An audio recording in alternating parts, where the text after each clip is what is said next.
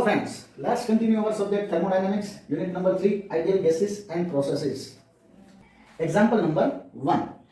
If molecular mass of N is equal to 14 and O is equal to 16, okay? N means nitrogen, O means oxygen. Nitrogen no molecular mass છે એ 14 છે 14 અને oxygen નો molecular mass છે એ 16 છે 16.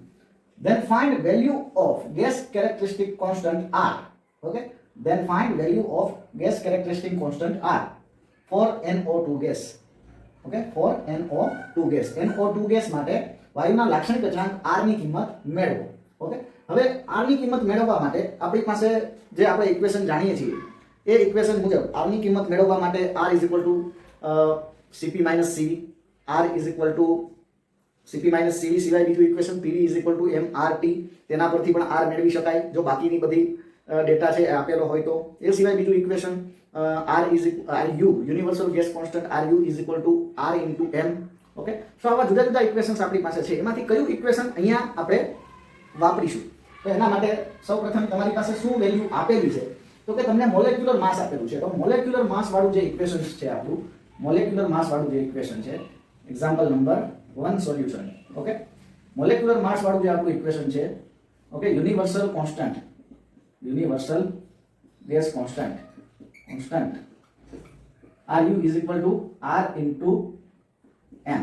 Okay, gas characteristic constant R into molecular mass of the gas will be universal gas constant. Okay, હવે universal gas constant ની value દરેક વાયુ માટે એક સરખી છે જે આપણને યાદ હોવી જરૂરી છે. આ એક્ઝામ્પલ માટે 8.314 કિલોજૂલ પર KG mall kelvin.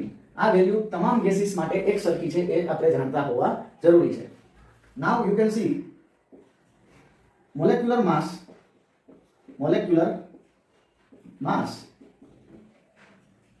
Of NO2 જે ગેસ છે એનું molecular mass m is equal to n નું મોલેક્યુલર માસ કેટલું છે 14.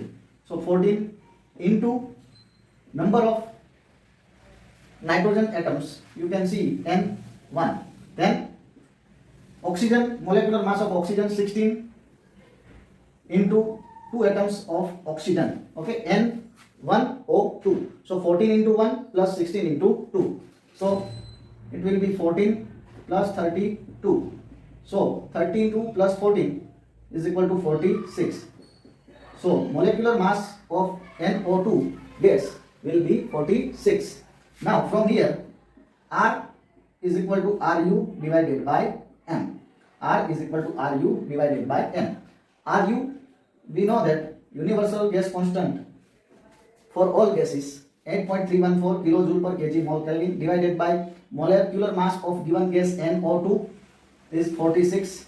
So R is equal to 8.314 divided by 46. કેલ્સીમાં solve કરવાથી તમને જે વેલ્યુ મળશે એ મળશે 0.1807. 0.1807. નાઉ તમને વાયુનો લાક્ષણિક અચળાંક R નો એકમ આપણે જાણીએ છીએ કિલોજૂલ પર KG kelvin. So here example number 1 is over. Here you can see example number 1, example number 3 and example number 6. Okay, so આ ત્રણ એક્ઝામ્પલ સૌપ્રથમ સોલ્વ કરવાનું રીઝન એ છે કે આ એક્ઝામ્પલ્સ એવા છે આ ચેપ્ટરના કે જે શોર્ટ એક્ઝામ્પલ્સ છે, સિમ્પલ એક્ઝામ્પલ્સ છે અને 2 માર્ક્સમાં 2 માર્ક્સમાં પણ પૂછાઈ શકે તેવા એક્ઝામ્પલ છે. ઓકે, તો સૌપ્રથમ આપણે એક્ઝામ્પલ 1, 3 અને 6 કેલ્ક્યુલેટ કરીએ છીએ અને એક્ઝામ્પલ 1 આ રીતે ઇઝીલી કેલ્ક્યુલેટ કરી શકાય. Now example number 3, ideal gas specific heats of CO2 at constant pressure and at constant volume are 0.846 kilojoule per kg Kelvin and 0.657 kilojoule per kg Kelvin. So શું આપેલું છે કે આદર્શ વાયુ CO2 કયો કાર્બન ડાયોક્સાઇડ, આદર્શ વાયુ carbon dioxide. Example number 3. So ideal gas CO2, ideal gas CO2 માટે સ્પેસિફિક હીટ્સ ઓકે વિશિષ્ટ ઉષ્માઓ અચળ દબાણે અને અચળ કદે અનુક્રમે 0.846 અને 0.657 કિલોજૂલ પર કેજી કેલ્વિન છે. સો અચળ દબાણે અને અચળ કદે વિશિષ્ટ ઉષ્મા એટલે કે C_P અને C_V ની વેલ્યુઓ આપેલી છે જે છે 0.846 કિલોજૂલ પર કેજી કેલ્વિન એન્ડ અચળ કદે વિશિષ્ટ ઉષ્મા 0.657 કિલોજૂલ પર kg Kelvin. Find its gas characteristic constant R and ratio of specific heats. Okay, so ratio of specific heats, gas characteristic constant R ની વેલ્યુ છે એ મેળવવાની છે, અને બીજું રેશિયો ઓફ સ્પેસિફિક હીટ્સ, વિશિષ્ટ ઉષ્માનો ગુણોત્તર આપણે જાણીએ છીએ ગામા તરીકે ઓળખાય, Cp અને Cv નો ગુણોત્તર ગામા તરીકે ઓળખીએ છીએ. સો R અને ગામાની વેલ્યુ ફાઇન્ડ આઉટ કરવાની છે. Okay, so R is equal to equation Cp minus Cv. We know that equation. So Cp is given 0.846 minus Cv is 0.657. So you will get the answer 0.189 kilojoule per kg Kelvin. Okay, gas characteristic constant R ની value 0.189 kilojoule per kg Kelvin. Next, ratio of specific heats gamma is equal to Cp divided by Cv. Okay, 0.846 divided by 0.657. So you will get the answer. Ratio of specific heats gamma is equal to 1.2876. 1.2876.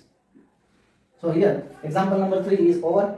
So આ examples solve કર્યા બાદ તમે સમજી શકો છો કે equation કેટલા important છે. જો ઇક્વેશન ખ્યાલ હોય તો આવા શોર્ટ એક્ઝામ્પલ સોલ્વ કરવા ખૂબ જ સરળ છે. બરાબર, ખાસ યાદ રાખજો, અહીંયા યુનિટ લખવાનું ભૂલાય નહીં. R વાયુનો લાક્ષણિક અચળાંક, એનો એકમ કિલોજૂલ પર KG kelvin. Ratio of specific heat જે ઇન્ડેક્સ છે ગામા, એનો કોઈ એકમ હોતો નથી. Okay, now example number 6. If a gas have temperature, pressure and volume are 300 degree Celsius, 10 bar and 14.5 meter cube respectively. Okay, કોઈ એક ગેસ માટે એક્ઝામ્પલ નંબર 6, કોઈ એક ગેસ માટે ટેમ્પરેચર, પ્રેશર અને વોલ્યુમ ની કિંમતો છે એ અહીંયા આપેલી છે. So first of all T is equal to 300 degree Celsius. હવે then pressure P is equal to 10 bar and volume V is equal to 14.5 meter cube given. Find its gas characteristic constant.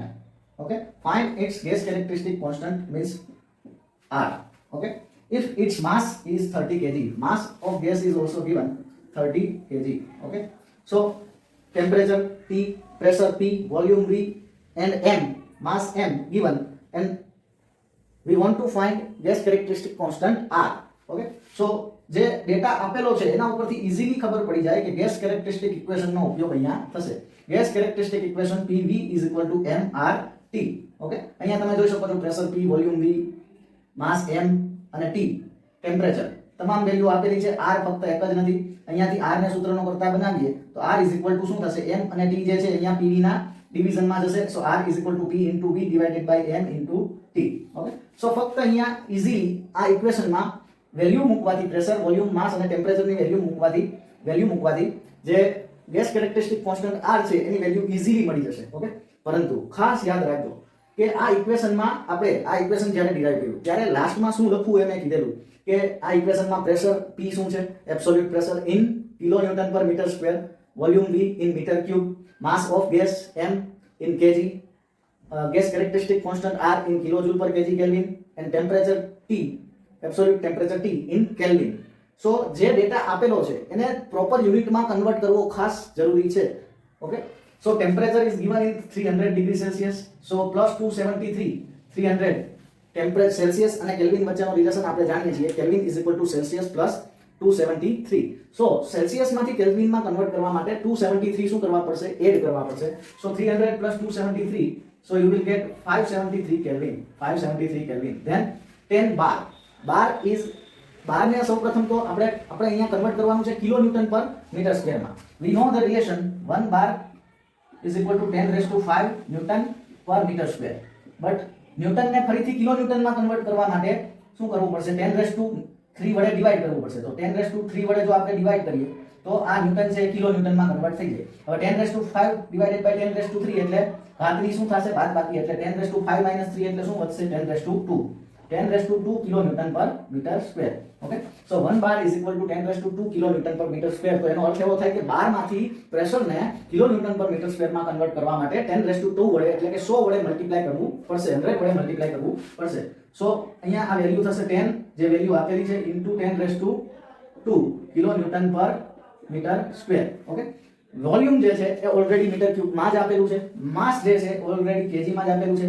સો નાઉ જે આપેલી value છે એને easily અહીંયા મૂકી દેવાથી તમને gas characteristic constant R ની વેલ્યુ મળી જશે. 10 into 10 raised to 2, volume V 14.5 vol divided by mass of gas 30 kg multiply by temperature 573. So પેલ્સીમાં ઈઝીલી આને સોલ્વ કરવાથી તમને જે વેલ્યુ મળશે ગેસ કેરેક્ટરિસ્ટિક કોન્સ્ટન્ટ R ની તે મળશે 0.8435 કિલોજૂલ પર કેજી કેલ્વિન, કિલોજૂલ પર KG kelvin. Okay, so we have solved 3 simple and short examples. Example number 1, 3 and 6. જે આટલા easy equation ઉપરના જ છે ફક્ત. એક તો PV is equal to MRT, most important equation of our chapter. વાયુનું લાક્ષણિક સમીકરણ PV is equal to MRT. ત્યારબાદ CP અને CV વચ્ચેના સંબંધ દર્શાવતું સૂત્ર CP - CV is equal to R અને CP divided by CV is equal to gamma અને વાયુનો universal gas constant RU is equal to R into M. આ ઇક્વેશન પરના એક્ઝામ્પલ્સ છે એ આપણે સોલ્વ કરી લીધા. Now, example number 8. An ideal gas have temperature, pressure and volume are 30 degree Celsius, 2 bar and 1 meter cube respectively. Okay? એક આદર્શ વાયુ છે કે જેનું તાપમાન, દબાણ અને કદ છે એ આપેલા છે. If it is compressed up to 15 bar pressure, okay? જો આ ગેસ છે એને 15 બાર દબાણ સુધી દબાવવામાં આવે અને 0.3 મીટર ક્યુબ કદ સુધી દબાવવામાં આવે તો તેનું ફાઇનલ ટેમ્પરેચર કેલ્ક્યુલેટ કરો. ઓકે, સો આપણે અગાઉ જે 3 એક્ઝામ્પલ જોઈ ગયા એ પર્ટિક્યુલર વન કન્ડિશન માટેના હતા, એક અવસ્થામાં કોઈ સિસ્ટમ છે એના માટેના એક્ઝામ્પલ્સ હતા. ઓકે, હવે અવસ્થા બદલાતી હોય એટલે કે પ્રક્રિયા થતી હોય, આપણા ચેપ્ટરનું નામ જ છે ideal gases and processes. Okay, તો પ્રક્રિયા થતી હોય, અવસ્થા બદલાતી હોય એવા એક્ઝામ્પલ્સ હવે આપણે સ્ટાર્ટ કરીએ. તો આ એક એવા પ્રકારનો જ એક્ઝામ્પલ છે. ઓકે, કે જેમાં એક અવસ્થા આપેલી છે ઇનિશિયલ સ્ટેટ 1 અને બીજી અવસ્થા છે ફાઇનલ સ્ટેટ 2. ઓકે, હવે ઇનિશિયલ સ્ટેટમાં તમે જોઈ શકો છો આઇડિયલ ગેસનું ટેમ્પરેચર, પ્રેશર અને વોલ્યુમ છે એ આપેલા છે. ટેમ્પરેચર તમે જોઈ શકો છો T1 કે શું, કારણ કે ઇનિશિયલ સ્ટેટને આપણે નામ આપેલું છે 1. So temperature at state 1 T1 is equal to 30 degree Celsius 30 degree Celsius 30 degree Celsius.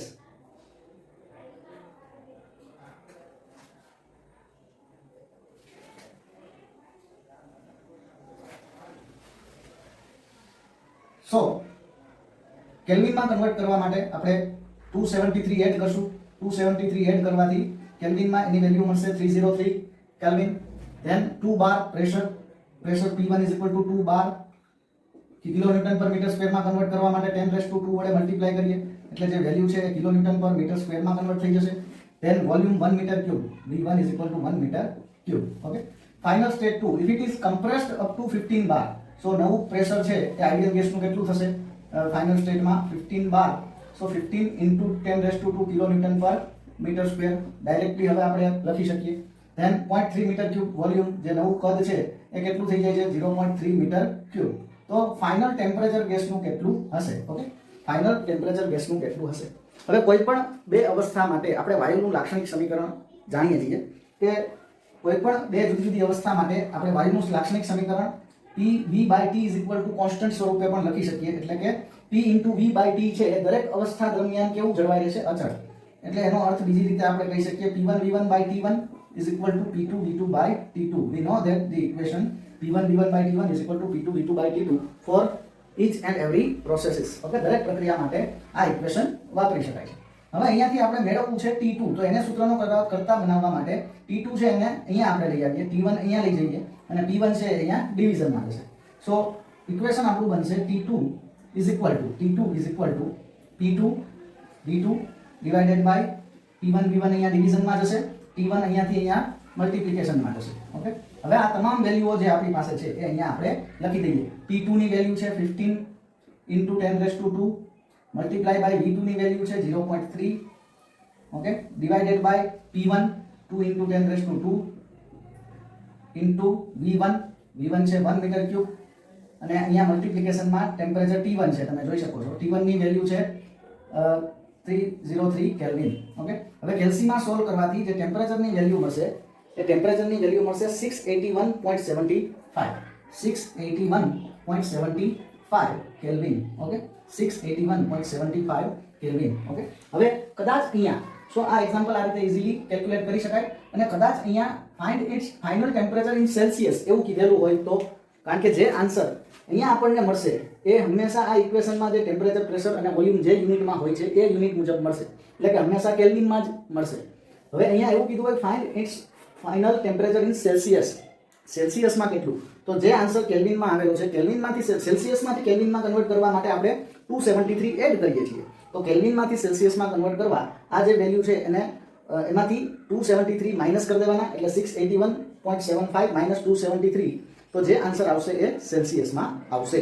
Now example number 9. One incompressible tyre. Okay, સૌ પ્રથમ તો ખાસ ધ્યાનથી સાંભળજો. કોન્સ્ટન્ટ વોલ્યુમ પ્રોસેસ થશે આ. ઓકે, પ્રોસેસનો દાખલો છે કઈ રીતે ખબર પડશે? તો કે આગળ ડેટા વાંચવાથી ખબર પડશે. Tyre have volume of 4 metre cube air filled in it have initial pressure and temperature given if its pressure rises up to. Okay, પ્રક્રિયા થાય છે. સૌપ્રથમ તો one incompressible tyre. Okay, incompressible tyre છે એટલે કોન્સ્ટન્ટ વોલ્યુમ પ્રોસેસ થશે. Okay, constant volume પ્રોસેસના equation અહીંયા વાપરી શકાય. Constant volume process as incompressible tyre, કારણ કે ટાયર જે છે એ ઇનકમ્પ્રેસિબલ છે, એટલે કે દબાવી શકાય એવું નથી. હવે ટાયર છે એ દબાઈ શકે તેમ નથી, તો એનો અર્થ એવો થશે, એવું કહેવા માંગે છે અહીંયા કે કદ છે એ ટાયરનું કેવું રહેશે? અચળ રહેશે. Okay, one incompressible tyre have volume of 4.4 metre cube. Okay, અહીંયા પણ બે સ્ટેટ થશે. સૌપ્રથમ વોલ્યુમ એટ સ્ટેટ 1 શરૂઆતનું V1 0.4 metre cube. Air filled in it have initial pressure and temperature. શરૂઆતના પ્રેશર અને ટેમ્પરેચર આપેલા છે 4 bar. P1 4 bar and temperature T1 300 kelvin. Okay, અહીંયા ટેમ્પરેચર ઓલરેડી કેલ્વિનમાં જ આપેલું છે, ફક્ત જે પ્રેશર છે એને આપણે 4 × 10⁻² વડે મલ્ટીપ્લાય કરી કિલો ન્યૂટન પર મીટર સ્ક્વેરમાં કન્વર્ટ કરી દઈએ. Now if its pressure rises up to 7 bar. Pressure જે છે નવું P2 એ 7 બાર, એટલે કે 7 × 10⁻² કિલો ન્યૂટન પર મીટર સ્ક્વેર જેટલું થાય, તો find its change in internal energy. Okay, અહીંયા જે એક્ઝામ્પલ નંબર 9 તમારી બુકમાં છે એમાં થોડો ચેન્જ કરેલો છે. Okay, find change in internal energy. આંતરિક ઉર્જામાં થતો ફેરફાર છે એ શોધો. DU, આંતરિક ઉર્જામાં થતો ફેરફાર DU અથવા તો ડેલ્ટા U, આંતરિક ઉર્જામાં થતો ફેરફાર શોધો. હવે આંતરિક ઉર્જામાં થતો ફેરફાર શોધવાનો છે, તો એના માટે આંતરિક ઉર્જાના ફેરફારનું ઇક્વેશન આપણને ખ્યાલ હોવું જોઈએ. આંતરિક ઉર્જાના થતા ફેરફારનું ઇક્વેશન થશે mCV T2 - T1.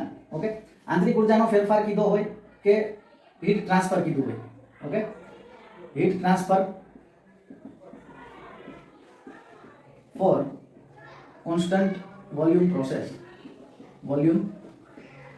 પ્રોસેસ. અચળ કદ પ્રક્રિયા માટે હીટ ટ્રાન્સફર dq શું થશે? du. આપણે ફક્ત અહીંયા du જ મેળવવાનું કીધું છે, આંતરિક ઉર્જામાં થતો ફેરફાર.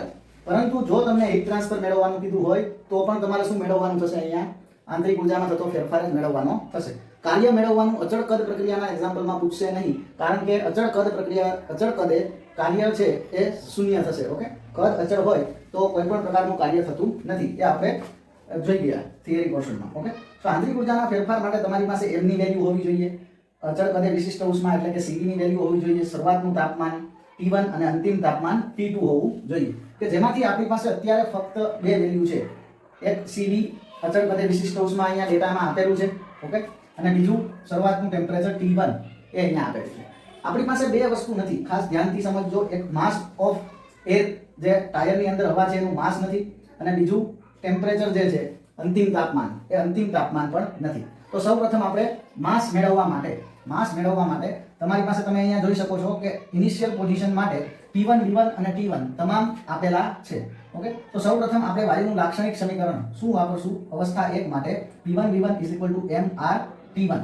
ઓકે, તેના ઉપરથી આપણને માસ ઓફ એર મળી જશે. અહીંયા ટાયરની અંદર જે માસ છે હવાનું એ માસ મળી જશે. m શું થશે? P1 V1 અને જે RT1 જે અહીંયા m સાથે મલ્ટીપ્લિકેશનમાં છે એ અહીંયા P1 V1 ના ડિવિઝનમાં જશે P1 V1 by RT1. So m is equal to P1 is given 4 into 10 raised to 2 4 into 10 raised to 2 multiplied by V1 is 0.4 whole divided by R. R is given here. જો R અને CV ની value ન આપેલી હોય તો પણ હવા માટે આપણને R, CP અને CV ની વેલ્યુ છે એ યાદ હોવી જરૂરી છે. ઓકે, પણ અહીંયા આપેલી છે 0.287. So 0.287 multiplied by T1, temperature is given 300 Kelvin. So you will get mass of air m is equal to 1.858 kg. 1.858 kg. 1.858 kg. હવે માસ તો આપણને મળી ગયું, બરાબર. હવે આપણે જે જરૂરી છે એ છે અંતિમ તાપમાન T2. અંતિમ તાપમાન T2 મેળવવા માટે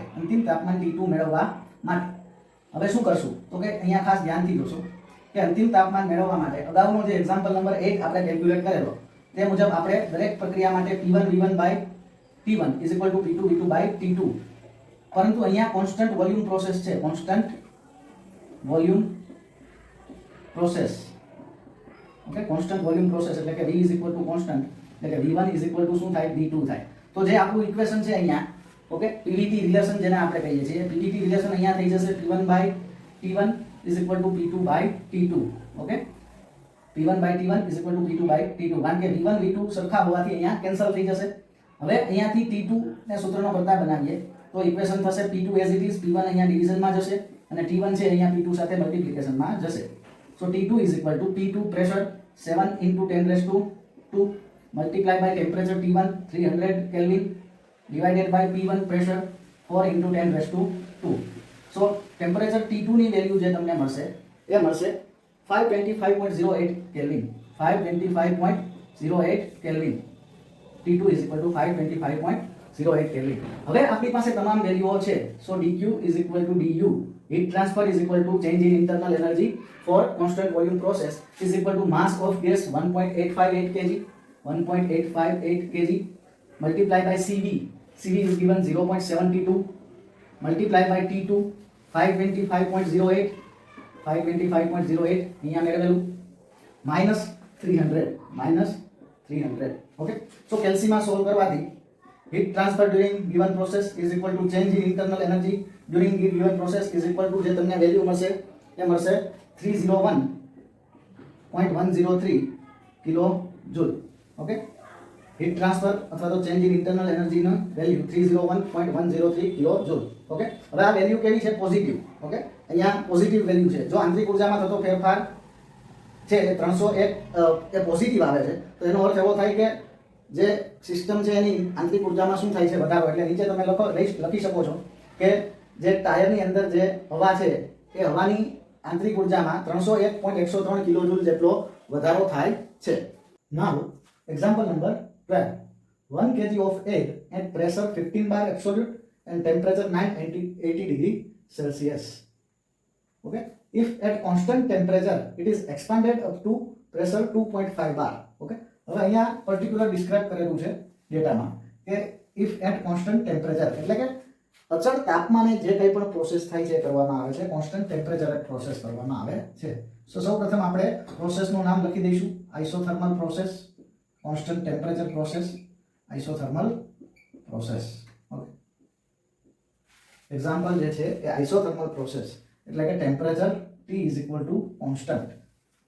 1 kg હવા છે એ 15 બાર દબાણે અને 980 ડિગ્રી સેલ્સિયસ તાપમાને છે. અચળ તાપમાને તેનું વિસ્તરણ કરવામાં આવે છે 2.5 બાર સુધી.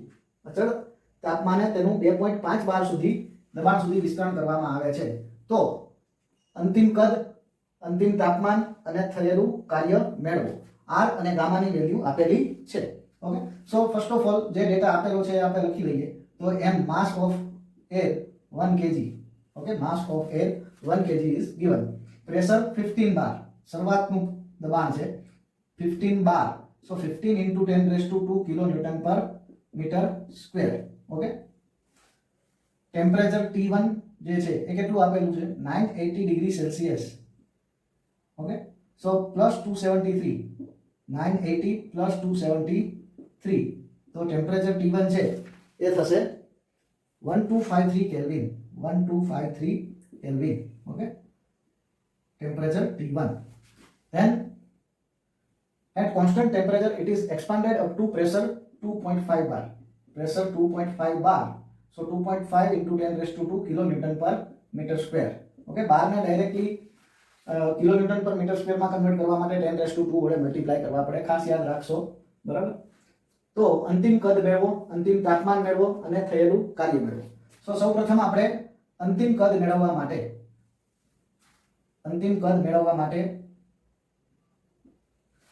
કદ એ મેળવવા માટે આપણી પાસે અહીંયા ટેમ્પરેચર કોન્સ્ટન્ટ રહે છે, પ્રેશર. ઓકે, પ્રોસેસ દરમિયાન વાયુનું તાપમાન, હવાનું તાપમાન છે એ અચળ રહે છે. તો અચળ તાપમાન પ્રક્રિયા માટે એઝ પર બોયલ્સ લો, બોયલના નિયમ અનુસાર P1 V1 is equal to P2 V2. Okay, P1 V1 is equal to P2 V2. પણ આ ઇક્વેશન પરથી પણ તમે અંતિમ કદ છે એ મેળવી શકશો નહીં, કારણ કે તમારી પાસે શરૂઆતનું કદ નથી. V1 નથી. જો V1 ની વેલ્યુ તમારી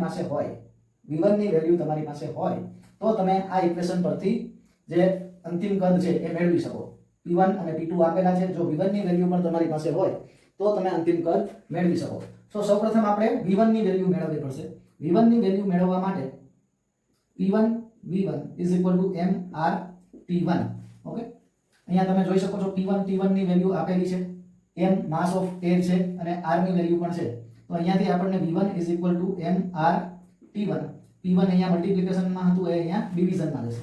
ઓકે, સો V1 ની વેલ્યુ અહીંયાથી મળી જશે. V1 is equal to equation થશે m mass of air 1 0.287, value of r, T1 temperature 1253 Kelvin, whole divided by 15 into 10 raised to 2. તો V1 ની વેલ્યુ કેલ્સીમાં તમામ વેલ્યુ મૂકવાથી V1 ની વેલ્યુ મળશે 0.2397 મીટર ક્યુબ.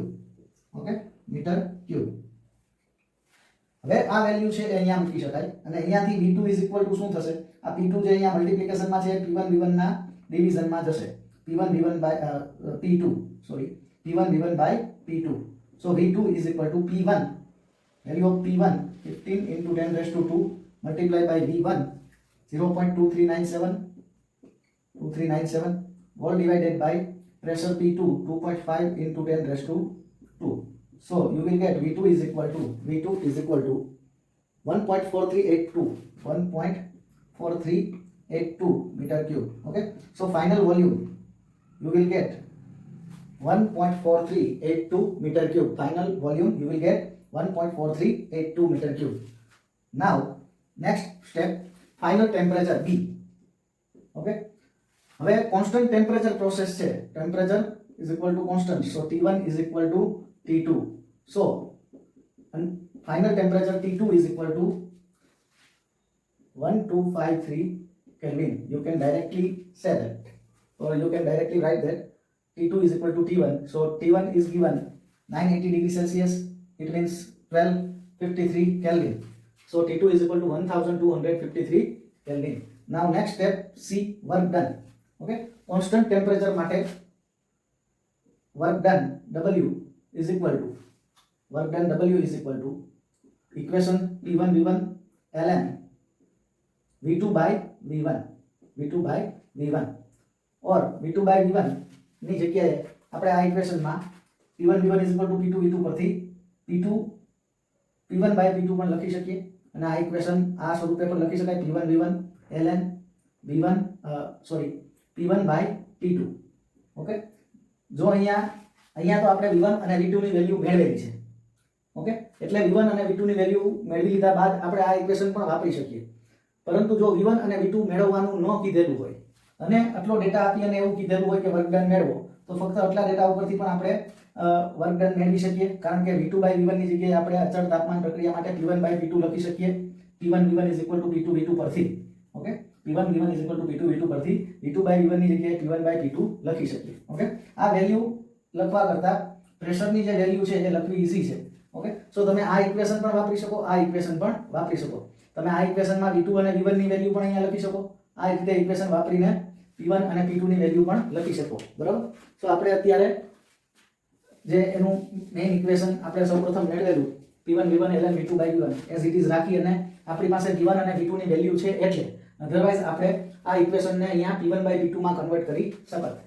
હવે p1 ની વેલ્યુ આપણને આપેલી છે 15 * 10⁻² multiply by v1 0.2397 ln into bracket v2 1.4382 whole divided by 0.2397 okay. so કેલ્સીમાં solve કરવાથી વર્ક ડન ની વેલ્યુ મળશે 644.22 kilo joule 644.22 kilo joule okay work done. હવે વર્ક એની વેલ્યુ અને તમે અહીંયા જોઈ શકો છો પોઝિટિવ છે તો આપણે એવું કહી શકીએ કે સિસ્ટમ દ્વારા કાર્ય મળે છે આ ઓકે. 644.22 કિલો જૂલ જેટલું વર્ક છે એ હવા દ્વારા થશે ઓકે, હવા દ્વારા કાર્ય થશે. સો આ રીતે તમે ફાઇનલ વોલ્યુમ, ફાઇનલ ટેમ્પરેચર અને વર્ક ડન આપેલી આઇસોથર્મલ એટલે કે કોન્સ્ટન્ટ ટેમ્પરેચર પ્રોસેસ માટે મેળવી શકો. નાઉ example number 13. 0.5 kg air is compressed from 1 bar absolute pressure and 15 degrees Celsius temperature to 6 bar absolute pressure by isothermal process. Okay. So example છે isothermal એટલે કે અચળ તાપમાન પ્રક્રિયાનો example છે isothermal process. So you can say temperature T will remain constant during the process. Okay. 0.5 kg હવા. Okay. Mass of air is given 0.5 kg, m is equal to 0.5 kg. Okay. 0.5 kg જે હવા છે એ એક બાર absolute દબાણે, એક બાર absolute દબાણે, નિરપેક્ષ દબાણે અને 15 ડિગ્રી સેલ્સિયસ તાપમાનેથી 6 બાર દબાણ સુધી આઇસોથર્મલ પ્રોસેસ દ્વારા કમ્પ્રેસ થાય છે. ઓકે, આઇસોથર્મલ પ્રોસેસ દ્વારા કમ્પ્રેસ થાય છે. R is equal to 0.287 કિલોજૂલ પર KG kelvin. Find work done and heat transfer. Okay, simple. So work done નું ઇક્વેશન આપણે જોઈએ પહેલા જે આપેલું છે ડેટા એકવાર લખી લઈએ. Pressure P1 is equal to 1 bar, so 1 into 10⁻², kilonewton per meter square. Temperature in the beginning is given 15 degrees Celsius, so 15 plus 273, 15 plus 273, you will get 288 Kelvin, 288 Kelvin, okay, 288 Kelvin. અને જે pressure છે okay 6 બાર દબાણ સુધી compress કરવામાં આવે છે. સો P2 is equal to 6 into 10⁻² kilonewton per meter square સુધી compress કરવામાં આવે છે. Find work done and heat transfer. Okay, work done and heat transfer. So work done W is equal to we know P1 V1 ln V2 by V1, P1 V1 ln V2 by V1. But આપણી પાસે અહીંયા ઇક્વેશનમાં P1 કે P2 બેમાંથી એકેય છે નહીં. સો આપણે આ ઇક્વેશનને P1 V1 ln V2 by V1 ની જગ્યાએ શું લખી શકાય? સો એના માટે T is equal to constant પરથી બોયલના નિયમ અનુસાર P1 V1 is equal to શું લખી શકાય? P2 V2. P1 V1 is equal to P2 V2 અને તેના પરથી P1 by P2 is equal to V2 by V1. સો આ ઇક્વેશનને આપણે ડાયરેક્ટલી આ રીતે લખી શકીએ. Work done W is equal to for isothermal process P1 V1 ln P1 by P2. તો તમે અહીંયા જોઈ શકો છો તમારી પાસે તમામ વેલ્યુ છે નહીં, બરાબર. હજી આ ઇક્વેશનને આપણે કન્વર્ટ કરવું પડશે કારણ કે P1 V1 ની વેલ્યુ P1 ની વેલ્યુ છે પણ V1 ની વેલ્યુ નથી. તો હજી આપણે P1 V1 is equal to શું લખી શકીએ? MR P1 ln P1 by P2. Okay, so હવે તમે જોઈ શકો છો કે ઇક્વેશનમાં તમામ વેલ્યુ આપણી પાસે છે. નાઉ W is equal to M is given 0.5 kg, 0.5 multiply by R 0.287 multiply by T1 temperature 288 multiply by ln P1 1 into 10⁻² divided by 6 into 10⁻². 10⁻², 10⁻² will be cancelled. So ln 1 divided by 6. Okay. કેલ્સીમાં આ value solve કરવાથી કેલ્સીમાં 0.5 multiply by 0.287 multiply by 288 multiply by ln નું એક button છે એ તમારા કેલ્સીમાં હશે. એક compress કરવાનું bracket કરી 1 divided by 6 બ્રેકેટ ઓવર તો તમને જે આન્સર છે મળશે -74.49 -74.049 kilo joule. Okay, -74.049 okay so કરવું પડતું જરૂરી કાર્ય ઓકે કરવું પડતું જરૂરી કાર્ય અહીંયા આ ગેસને 1 બાર દબાણેથી 6 બાર દબાણે અચળ તાપમાને કમ્પ્રેસ કરવા માટે ગેસ પર હવા પર માઇનસ છે એટલે હવા પર 74.049 કિલો જૂલ જેટલું કાર્ય કરવું પડશે ઓકે આટલું કાર્ય હવા પર કરવું પડશે કમ્પ્રેસ કરવા માટે એ નીચે લખવું જરૂરી છે નાવ બીજું મેળવવાનું છે heat transfer okay so at constant temperature